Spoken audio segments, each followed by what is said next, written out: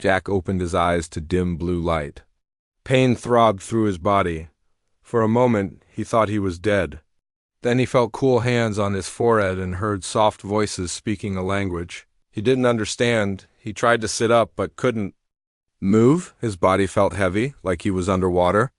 Panic rose in his chest. "Be still," a voice said in broken galactic standard. "Poison still in body." Jack turned his head slightly. A figure moved into view, slender with silvery skin and large almond-shaped eyes that reflected the blue light. One of the Shari. "Where am I?" Jack's voice was a dry rasp. "Safe place," the Shari answered. "Deep caves. Vexenar not come here." Memories flooded back. The hidden facility, Commander Zixtal's betrayal, being left to die. Jack clenched his jaw against a wave of anger. "How long?" he asked. 7 cycles of the twin suns," the Shari replied. "You nearly joined the ancestors." Weak. The Harbinger would be long gone. His death already reported to the Confederation. More Shari entered the chamber, carrying bowls of glowing liquid. They helped Jack drink. The liquid tasted bitter but spread warmth through his body, easing his pain. Slowly, Jack began to piece together what had happened. The Shari had found him after the Vexenar left, barely alive among the ruins of the destroyed facility.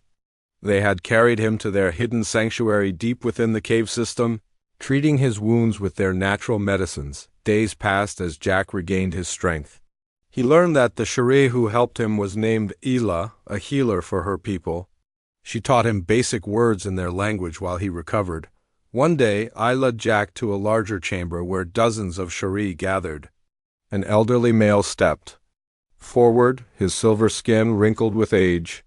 "I am Varan," he said in surprisingly good galactic standard. "Leader of those who resist." Jack introduced himself, explaining his position on the Confederation vessel and what had happened. Voran nodded sadly. "The Vexenar have hunted our people for many cycles. They take us for their tests, seeking to unlock our healing abilities." "For themselves?" "I thought your people were classified as primitive," Jack said. Voran's laugh was hollow. "Once we reached for the stars.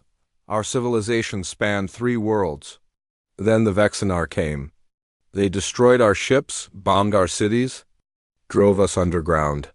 They rewrote history, telling the Confederation we were simple cave dwellers."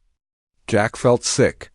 An entire civilization erased, and the Confederation had believed the lie. "There is something else you should see," Varan said. The Shari led Jack deeper into the cave system. After walking for what seemed like hours, they reached a massive door carved into the rock face. Varan pressed his hand to a hidden panel, and the door slid open silently. Inside was a cavernous hangar, and in its center stood a woman in tattered clothes working on what looked like an ancient spacecraft. She turned at their entrance. Her eyes widened at the sight of Jack. She was human. "Well," she said, "they finally sent someone to check on me. Only took them 4 years. I'm not," Jack began. "I know," she interrupted. "You're as stranded as I am.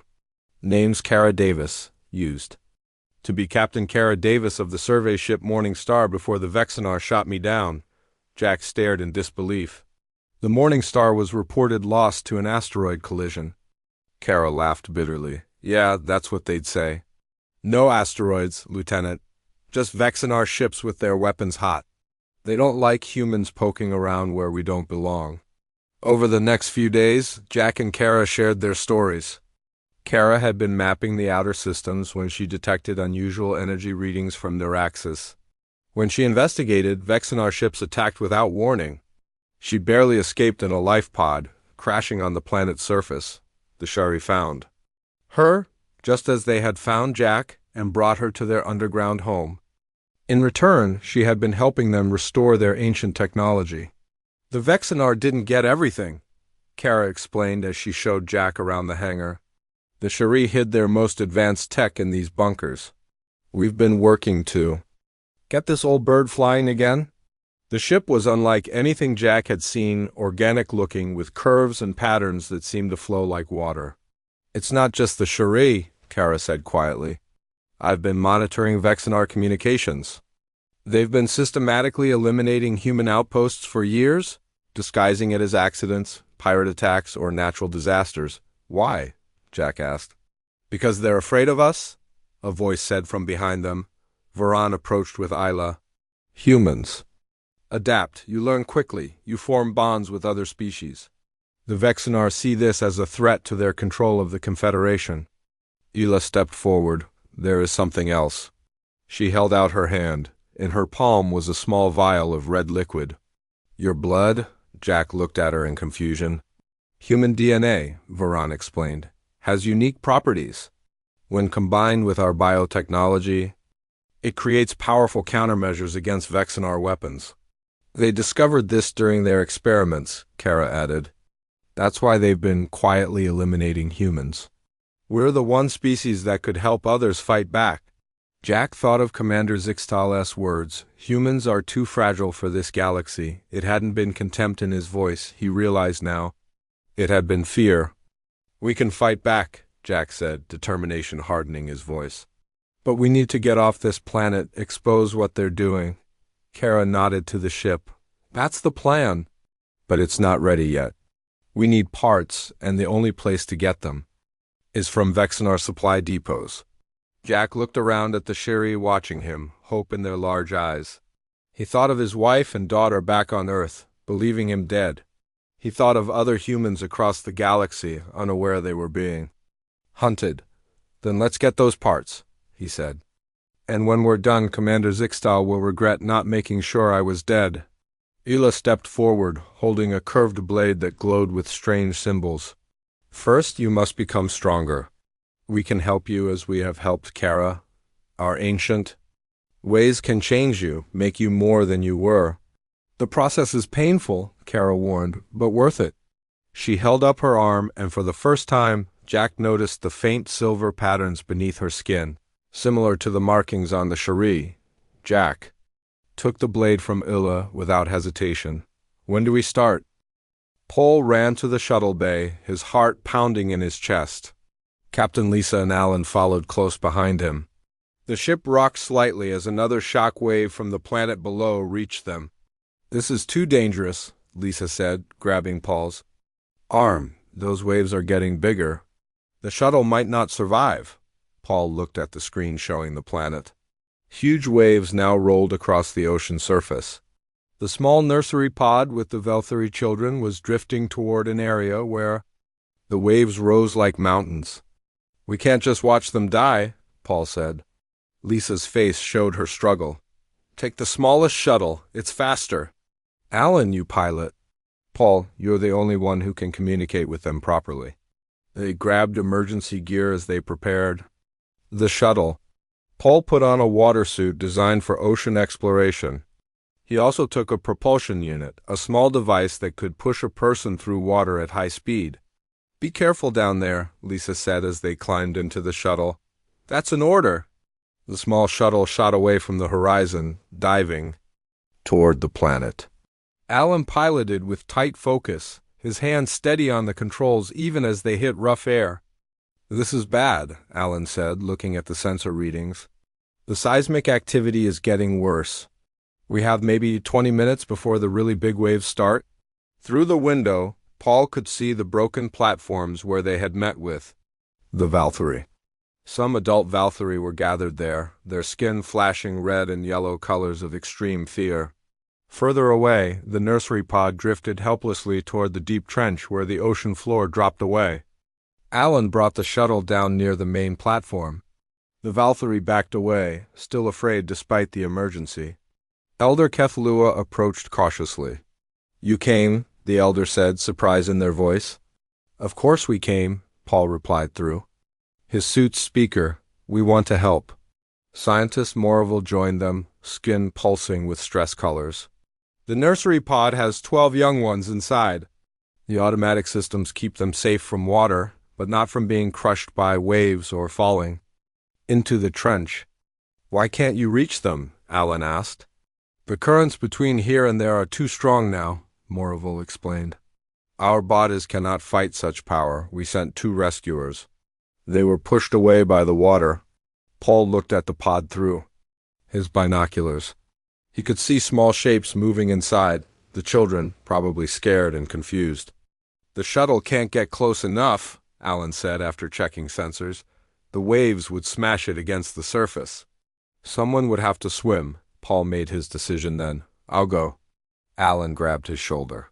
"That's suicide, Paul. You can't swim in that." Paul held up the propulsion unit. "This can push me through the currents.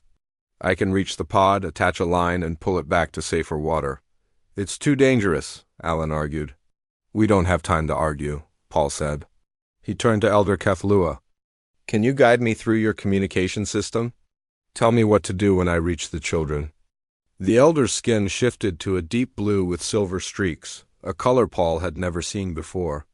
"You would risk yourself for our young?" "Yes," Paul said simply. Elder Kethlua moved closer. "The nursery pod has a control panel on the right side. You must enter this sequence." The elder demonstrated a pattern with their tentacles. "Got it," Paul said, memorizing the movement. Paul's unit crackled. Captain Lisa's voice came through clearly. "Paul, I'm ordering you to return to the ship immediately. The seismic readings are off the charts. A massive wave is forming." Paul looked at Alan. "Tell her I'll be right back." Before anyone could stop him, Paul jumped from the shuttle into the churning water. The cool ocean engulfed him instantly. His suit protected him from the cold, and his helmet gave him oxygen. He activated the propulsion unit. It hummed to life, pushing him forward through the strong currents. He moved like a torpedo through the water, aiming for the drifting nursery pod. The water fought against him. Powerful currents pushed him off course several times. He had to adjust constantly, using all his strength to stay on target. Through his helmet, he could hear Alan's voice becoming more urgent. "Hurry, Paul! The big wave is forming." "You have less than 10 minutes." Paul pushed the propulsion unit to full power. His body strained against the force as he shot forward faster. Finally, he reached the nursery pod. It was larger than he expected, about the size of a small car. The clear sides showed the young Valkyrie inside. Their skin flashed with fear colors when they saw him. They had never seen a human up close before. Paul found the control panel Elder Kethlua had described. He entered the pattern, moving his fingers the way the elder had shown. The pod lights changed from red to green. A small door opened, giving him access to the tow cable inside. He pulled out the cable and attached it to his propulsion unit. Now came the hard part.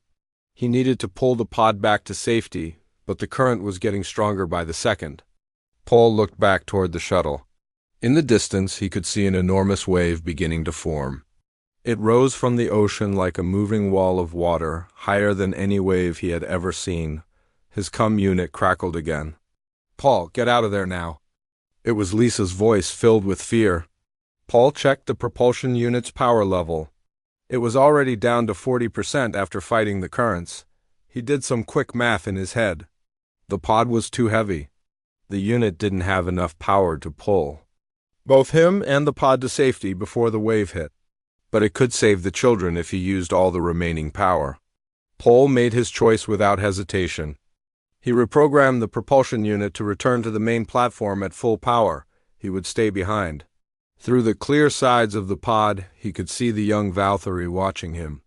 Their skin had changed from fear colors to something new. Swirls of blue and silver that reminded him of stars. "It's okay," he said, though he knew they couldn't understand his words. "You're going home." He pressed the final button.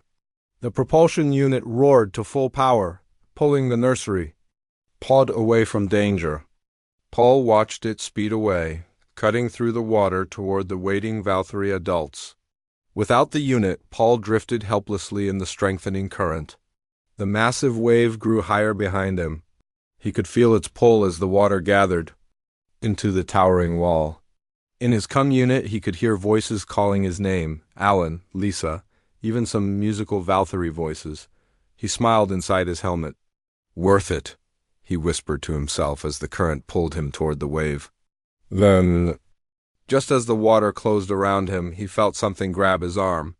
Several strong tentacles wrapped around his body. He turned his head and saw 3 adult Valkyries swimming toward him with powerful strokes. Their skin glowed with determined colors as they fought against the current to reach him. The wave rose higher above them. Paul's last conscious thought before the water took him was surprise. Surprise that the Valkyrie would risk themselves to save him. As darkness claimed him, he didn't know if any of them would survive. Darkness surrounded Paul. His body tumbled through the powerful currents as the massive wave crashed over him. The water suit protected him from crushing pressure, but his oxygen supply was damaged. Warning lights flashed inside his helmet. The three Valkyrie who had tried to save him held on with their strong tentacles. They formed a protective circle around his body as they were all swept toward the deep trench. Their skin glowed with bright blue light, cutting through the dark water. Paul's consciousness faded in and out. His lungs burned. Through blurry eyes, he saw one of the Valkyrie press something against his damaged helmet. Cool air suddenly flowed in. He gasped, filling his lungs. Above them, the ocean surface churned with massive waves. Below them, the deep trench waited. Like an open mouth, the Valkyrie linked their tentacles together, creating a living net around Paul. They fought against the current, their bodies straining. On the main platform, Alan watched in horror as the giant wave swept over the area where Paul had been. The nursery pod with the children had reached safety just minutes before. The young Valkyrie were reunited with their parents, their skin flashing with relief colors. "We've lost him," Alan said into his cum. His voice broke with emotion. "Captain." Lisa's voice came back, tight with control. "Keep scanning. Don't give up yet." Elder Kethlua approached Alan, skin pulsing with dark blue and purple. "Your friend gave himself for our children. He always put others first," Alan said. "That's who Paul is. Was this typical of humans?" the elder asked, genuine confusion in their musical voice. Alan looked at the elder. "Not all humans would do what Paul did, but many would. We're not just the violence you've seen in our broadcasts. We can also sacrifice for others." Elder Kethlua's skin shifted to thoughtful colors. "We may have judged your kind too quickly." A young Valkyrie scientist rushed toward them, skin flashing with excitement. "We've detected life signs, deep in the North Current." Hope surged through Alan. "Paul?" "4 life forms," the scientist said. 3 Valkyrie and 1 ... "It's him," Alan said. "But how do we reach them?" "The shuttle can't dive that deep." Elder Kethlua moved with sudden purpose. "Bring your shuttle. Follow me." Deep under the surface, Paul drifted in and out of consciousness. The emergency air supply the Valkyrie had given him wouldn't last long. The 3 Valkyrie continued to fight the current, using their knowledge of ocean movements to navigate. Paul recognized one of them as Scientist Morival. The other 2 were strong Valkyrie he hadn't met before. They communicated with each other through flashing skin patterns and musical sounds that traveled through the water. They were trying to reach an underwater air pocket, Paul realized. A place where he could breathe. But the currents kept pushing. And them off course. His air was running out. On the surface, Alan followed Elder Kethlua's instructions, flying the shuttle to a new location several miles from the platform. There, a group of Valkyrie waited with a strange device. It looked like a giant bubble made of clear material. "What is this?" Alan asked. "A deep rescue pod," Elder Kethlua explained. "It can go where your shuttle cannot. But we need your help to guide it." The Valkyrie loaded equipment into the bubble. Alan brought navigation tools from the shuttle. Together, they prepared the rescue mission. "The seismic activity has created new currents," Elder Kethlua said. "Our rescuers and your friend are being pushed toward the eastern caves. If they reach them, there is hope." Alan studied the maps the Valkyrie provided. "How do we communicate with them?" "We cannot," the elder said. "The deep currents block our signals. We can only follow and hope." In the deep water, Paul's vision grew darker. The emergency air supply made strange, gurgling sounds. Almost empty, the 3 Valkyrie sensed his distress. They swam harder, their muscles straining against the powerful flow. Suddenly, Morvo made a high musical sound. The other 2 responded with flashes of hopeful colors. Paul couldn't understand. But he felt their mood change. They had spotted something. Ahead, a rock formation rose from the ocean floor. Dark openings dotted its surface, underwater caves. The Valkyrie changed direction, aiming for the largest opening. As they got closer, Paul saw bubbles escaping from the cave. Air pockets. With their last strength, the Valkyrie pulled Paul into the cave entrance.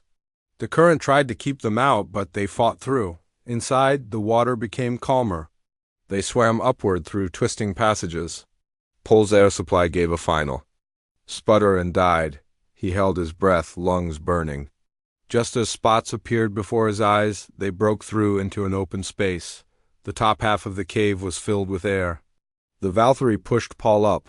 He pulled off his damaged helmet and gasped, filling his lungs with the stale but breathable air. He coughed and sputtered, his body shaking with relief. "Thank you," he said to the Valkyrie who floated in the water before him. "You saved my life." Moroval's skin flashed patterns that Paul recognized as the equivalent of a smile. "You saved our young ones. We could do no less." Paul pulled himself onto a rocky ledge. His water suit was torn in several places. He was bruised and exhausted but alive. "Can we get back to the surface?" he asked. Moroval made a musical sound that the translator in Paul's suit interpreted as uncertainty. "The currents are too strong now. We must wait for help or for the waters to calm." One of the other Valkyrie rose partly out of the water. Its skin flashed in complex patterns as it examined the cave ceiling. "This air pocket is stable, connected to surface vents. We can survive here until rescue comes." "If rescue comes," the third Valkyrie added, its skin darkening. Paul looked around the dim cave. The only light came from the glowing skin of the Valkyrie. "How long can we survive here?" "Many days," Moroval said. "There is enough air." "Some of these caves have edible growth," Paul nodded. He had survived the worst part. Now they just needed to wait. He looked at the three Valkyrie who had risked everything to save him. "Why did you come after me?" he asked. "Your people fear humans." Moroval moved closer to the ledge. "We saw what you did.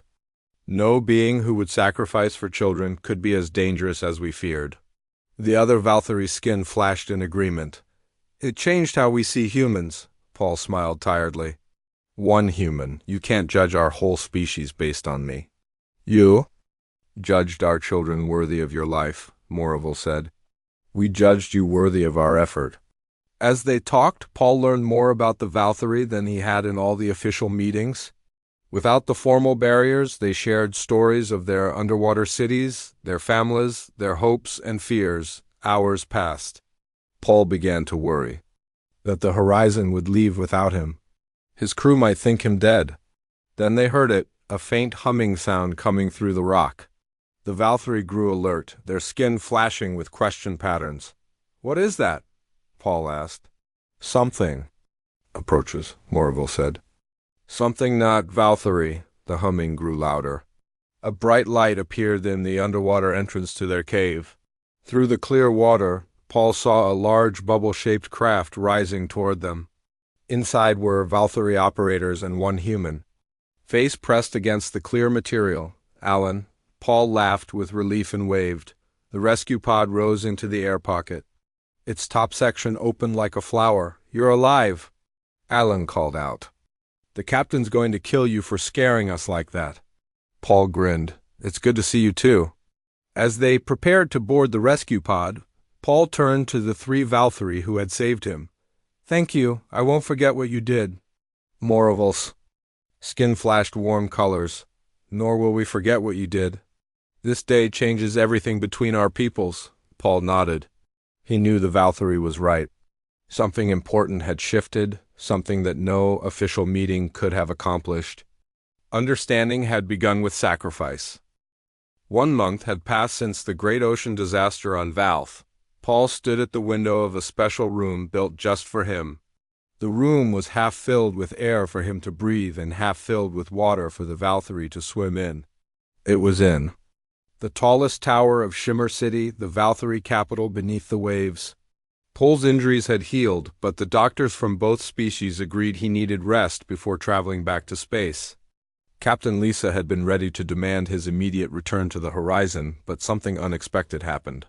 The Valkyrie Elder Council asked if Paul would stay as their first human guest. "We have much to learn from each other," Elder HFY had said, skin glowing with new patterns of respect. So the Horizon continued its mission with Alan promising to return in 3 months. Paul stayed behind as the first human ambassador to the Valkyrie people. Now he watched through his window. As Valkyrie children played in the ocean garden below, their skin flashed with bright colors of joy as they chased each other through coral formations. Among them were the 12 children he had saved from the nursery pod. They wore special markings on their skin, living patterns that identified them as the saved ones. A musical tone sounded at his door. Paul pressed a button to open it. Scientist Morval swam in, followed by a smaller Valkyrie that Paul recognized as one of the saved children. "Good morning, Paul," Morval said in the human language. Many Valkyrie were now learning to speak like humans, just as Paul continued to learn their language. "Good morning, Morval," Paul replied, trying to make the correct color pattern on the special skin patch he wore on his arm. The patch was a new invention. It allowed him to communicate with Valkyrie color language, even though his human skin couldn't change. The child swam forward shyly. Its skin showed nervous yellow ripples. "This is Peltu," Morval said. "She has asked to meet you properly." She was the youngest in the nursery pod. Paul smiled and knelt down to be at eye level with the young Valkyrie. "Hello, Peltu. I'm happy to meet you." The child's skin shifted to a pattern of wonder. She made a musical sound that Paul's translator converted. "You look different in the water. Bigger, scarier." Paul laughed. "The water suit makes me look strange. This is the real me." Peltu swam a little closer. "Teacher says you knew we might die, but you came anyway." "Why?" Paul thought carefully about his answer. "Because all children are precious. It doesn't matter if they're human or Valkyrie or any other species. Protecting children is always the right thing to do." The young Valkyrie considered this, her skin showing thoughtful patterns. Would all humans do the same? "Not all," Paul said honestly, "but many would. Just like not all Valkyrie would have swum into danger to save me, but Morval and the others did." Peltu nodded, seeming to understand. She pulled something from a small pouch. It was a beautiful spiral shell that shimmered with rainbow colors. "This is for you," she said, placing it on the edge of the water. "It's my favorite shell. I want you to have it." Paul picked up the shell carefully. "Thank you, Peltu. I will treasure it." After the child left, Morval stayed. "You have changed our world, Paul Carter." "I just did what needed to be done," Paul said. "Before you came, most Valkyrie believed humans were dangerous beings who only cared about conquest and power. Now, children wear patterns honoring a human. Schools teach about cooperation instead of fear." Paul looked out the window again. In the distance, he could see a new structure being built.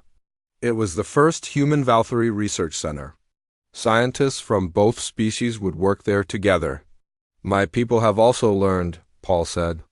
"Captain Lisa told me that the Horizon's mission has been changed. Instead of just exploring, they are now building relationships with the species they meet." Morval's skin showed pleased patterns. "The council wishes to speak with you today. They have made an important decision." Later that day, Paul stood before the Elder Council in their grand meeting chamber. The room was mostly underwater, with a small air section built for him. All 15 elders were present, their skin decorated with formal patterns. Elder HFY spoke first. "Paul Carter of Earth, 1 month ago you risked your life to save our children. Today we honor you with a decision." The elder's skin showed a pattern that Paul had never seen before. It glowed with deep blue and gold, creating an image like stars in the night sky. "The Valkyrie have decided to join the Galactic Alliance," Elder HFY announced. "We will no longer hide from other species. We will share our knowledge and learn from others." Paul felt a surge of joy. The Galactic Alliance was a loose federation of peaceful species that worked together on trade, science, and exploration. Earth had joined 10 years ago. This is wonderful news, Paul said. The Alliance will benefit greatly from Valkyrie wisdom. There is more, another elder said. We request that you, Paul Carter, be the first official representative between our peoples. Paul was stunned. Me? But I'm just a navigator. You are the bridge, Elder Kethlua said. The one who showed us that humans can be trusted. The one who proved that different species can care for each other. That evening, Paul sent a message to the Horizon. He told Captain Lisa about the Council's request. He asked for time to serve as the representative before returning to his ship. Duties. As he waited for her answer, Paul sat by his window watching the ocean life. A group of the saved children swam by, waving their tentacles at him. Their skin patterns had changed from fear to friendship. 6 months later, a new building stood on one of the floating platforms where humans and Valkyrie had first met. It was the Embassy of Earth, the first human structure on Valth. Paul stood at its entrance as a ship landed nearby. Captain Lisa stepped out, followed by Admiral Eric Jones from Earth Central Command. They had come for the official signing of the alliance between humans and Valkyrie. You look different, Lisa said, smiling at Paul, more diplomatic. Paul laughed. I'm still getting used to the formal robes. Earth is proud of what you've accomplished here, Admiral Jones said. You've turned fear into friendship. They walked together to the ceremony area. Hundreds of Valkyrie waited, their skin flashing welcome colors. At the front stood the 12 saved children, now wearing special honor patterns. As the human and Valkyrie leaders signed the alliance agreement, Peltu swam up to Paul. She was bigger now, her colors more controlled. Teacher says we should thank you every day for our lives, she said. Paul shook his head. No need. Just live good lives. That's thanks enough. Peltu's skin showed a new pattern, one that combined Valkyrie symbols with human ones. When I grow up, I want to visit Earth, she said. I want to see where humans come from. You will? Paul promised. The path is open now. As the ceremony ended, Paul looked out at the mixed gathering of humans and Valkyrie. Where once there had been fear, now there was curiosity and respect. One small act of sacrifice had changed the future for both species. Elder Kethlua joined him, skin glowing with satisfaction. The universe is safer when we understand each other, Paul nodded. That's what exploration should be about. Not just finding new worlds, but finding new friends. Together they watched the sun set over the vast ocean of Valth. The first world where humans had been feared until one sacrificed himself to save their children. Lieutenant Jack Miller stood at attention as the alien crew of the Galactic Confederation vessel Harbinger ignored him. He was used to this treatment. As the only human aboard, he had learned to expect the cold shoulders and whispered comments. The sleek metal walls of the briefing room reflected the blue skin of the other officers as they gathered around the holographic display. Commander Zixtal entered the room, his tall, muscular frame towering over everyone. The 4 yellow eyes on his ridged face swept across the gathered officers before settling on Jack with obvious distaste. We have received orders to investigate unusual activity on Neuraxis, Zixtal announced. His voice had a metallic quality that echoed in the chamber. Intel suggests potential rebel activity against Confederation interests. Jack knew better than to speak unless spoken to. 6 months aboard the Harbinger had taught him that the Vexenar species valued hierarchy above all else. As the newest and only human crew member, he ranked lowest in their eyes, regardless of his lieutenant rank. Miller. Zixtal finally addressed him directly. You will join the ground team. Your smaller size may prove useful in the cave systems. Yes, Commander. Jack replied, keeping his face neutral despite the backhanded comment about his size. Humans were considered physically inferior by most Confederation species, especially the warrior-like Vexenar officer Drax. Zixtal's second-in-command looked at Jack with his upper lip curled. Try not to die too quickly, human. Paperwork for casualties is tedious, the other officers laughed. Jack simply nodded. He had learned to pick his battles. After the briefing, Jack went to his quarters to prepare. His room was the smallest on the ship, barely large enough for a bed and storage. Locker. He checked his equipment methodically. Environmental suit, standard issue plasma pistol, and field scanner. His fingers traced over the small pocket where he kept a photo of his wife Susan and their daughter, Lily, back on Earth. They believed he was making humanity proud as part of the interspecies cooperation initiative. Jack had joined to build bridges.